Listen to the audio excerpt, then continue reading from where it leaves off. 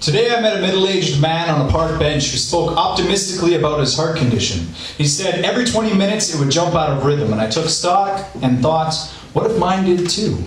But as the conversation wore on, he described to me that if not corrected or repaired, with each passing year it would get worse. Until one day, it would probably kill him. He didn't seem bothered by this, so I suppose I wasn't either. He had accepted that if his heart had done enough work, and that if it was hell-bent on quitting, that was okay. Frankly, he was just thankful it had come along for the ride.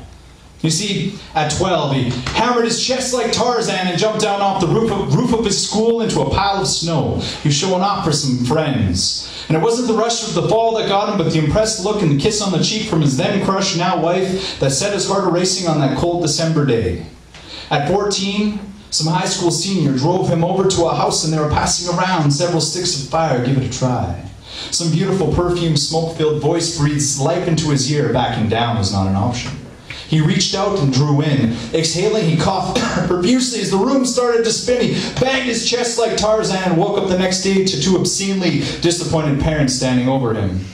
At 16, he found himself flying over a grid road under a full moon beside a half-empty bottle of whiskey.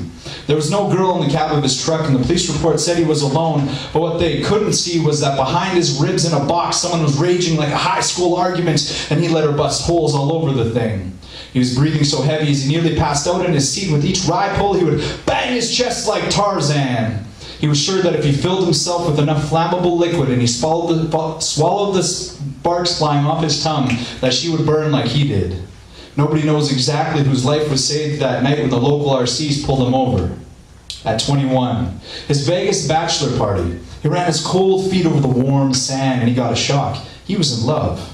The women all wanted to kiss him on the cheek, and he got lost in the steady rhythm of the night. Breathing heavily, his heart fell unconscious between his legs. One goddess slid up beside him, whispered something that sounded like smoke and tasted like whiskey and felt like that cold December day. He stepped back. He flat out refused. She beat his chest like Tarzan, and he walked out, dragged his heart back and put it right where it was supposed to be, made a call back home. He turns to me and asks if I can keep a beat. I said I wasn't sure, and he just smiles. And I thought about it for a bit. And I would like to imagine that somewhere there's a park bench with my name on it, and that I've made as many right decisions as wrong ones, and that the pieces I have left in that box between the walls of my chest could keep a beat if need to be. I said I don't know if it ever did. His gaze finally turns concerned, grave even. Puts his hand on my shoulder. Son, you better get that fixed.